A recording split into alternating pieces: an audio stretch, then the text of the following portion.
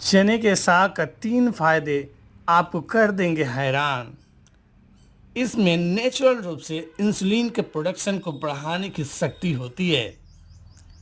इसमें कई तरह के हेल्दी फैट और पोटेशियम पाए जाते हैं जो हार्ट की रक्षा के लिए बहुत ज़रूरी है।